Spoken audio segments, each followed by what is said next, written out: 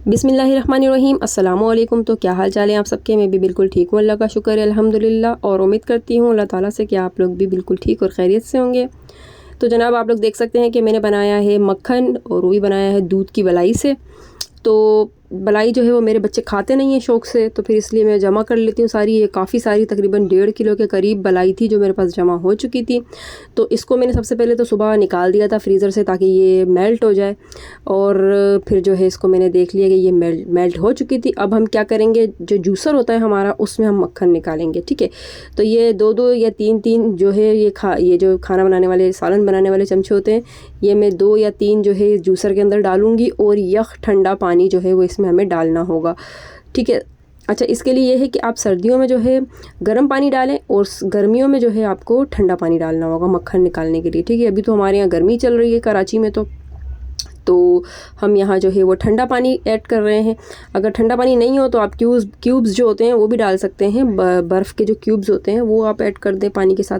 तो लेकिन पानी यख होना चाहिए, जब भी आपका मक्खन बहुत अच्छे तरीके से निकलेगा। ये देखिए, बस करना कुछ भी नहीं है बग़ैर मेहनत के, सब काम सिर्फ जो है वो जूसर का है।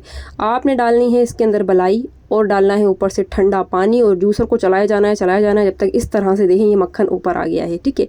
3 से 4 दफ़ा अच्छी तरह से आप बस जूसर को चलाएं, और ये देखिए जब आपको यूँ मक्खन ऊपर नज़र आने लगे और दूध अलग हो जाए तो फिर आप समझ जाएं कि ये जो है हमारा रेडी हो चुका है मक्खन, ठीक है। अब जो है हम क्या करेंगे, ऊपर से हाथ से इसको सारे मक्खन को समेटेंगे इस तरीके से, जैसे देखें मैं कर रही हूँ ना। तो इस तरीके से हम जो है इसको समेट के यहाँ निकालते जाएंगे। कोशिश करें जितना भी हाथ से निचोड़ सकते हैं बस निचोड़ लें, बाकी का प्रोसेस हम बाद में भी करेंगे। फ़िलहाल तो अभी हम निकाल रहे हैं मक्खन को, ठीक है।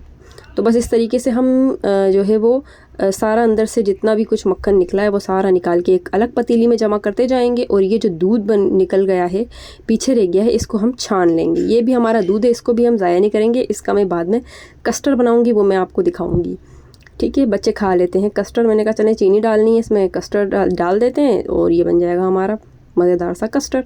दूध भी हमारा ज़ाया नहीं हुआ और बच्चे भी खुश हो गए। तो ये छान लेना ज़रूरी है, क्योंकि ये जो एंड में रह जाता है ये बड़ा ही कोई बदजायका, पता नहीं क्या चीज़ होती है ये, इसका बुरादा। तो बस ये जो है इसको फेंक देना। ये जो छन कर निकल रहा है ना, देखिए छन्नी में, बाकी पीछे जो दूध है ये बेहतरीन है, ठीक है।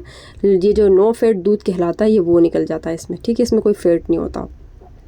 चाहें तो ऐसी भी पी लें, लस्सी बना लें, लस्सी भी बन सकती है।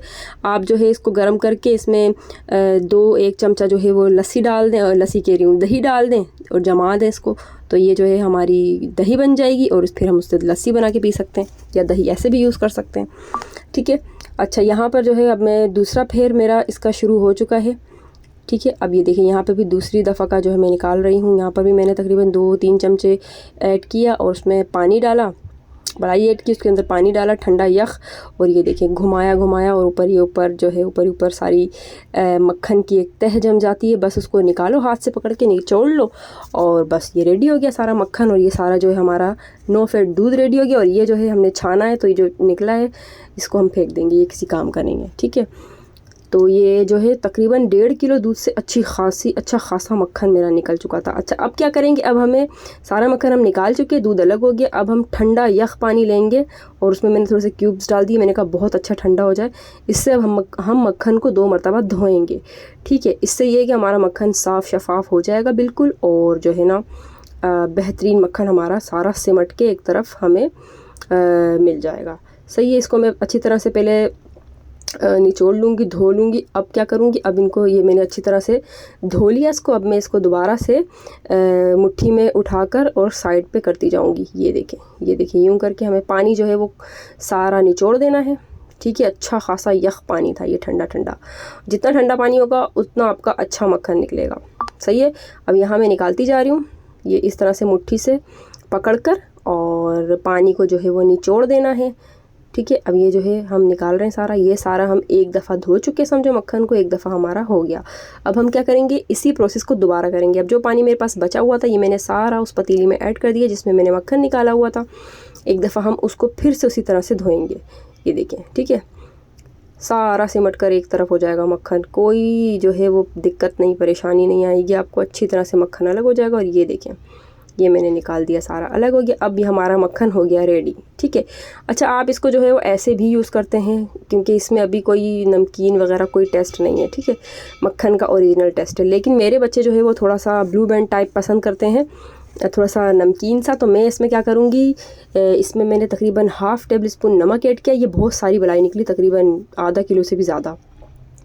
तो ½ टेबल स्पून मैंने नमक ऐड किया। आप लोग चख लें, पहले कम डाल लें, ½ टेबल स्पून से भी कम डाल लें, पहले चख लें, क्योंकि अगर ज़्यादा हो जाएगा तो फिर वो खाया नहीं जाएगा। तो अगर नहीं पसंद करते तो ना डालें। और ये थोड़ा सा मैंने इसमें फूड कलर ऐड कर दिया है, जिससे बिल्कुल बच्चों को जो है लगेगा वो खाएँ जैसे वो खा रहे हों, ब्लू बैंड खा रहे हों, ठीक है। ये देखें कलर, और बिल्कुल बेहतरीन हमारा मक्खन यहाँ पर रेडी हो चुका है, ज़बरदस्त था।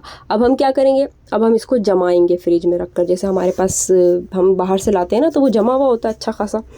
तो बस ये देखें, ये रेडी हो गया है। अब ये मेरे हाथों में भी कलर लग चुका है, मैं आपको ये दिखा रही हूँ।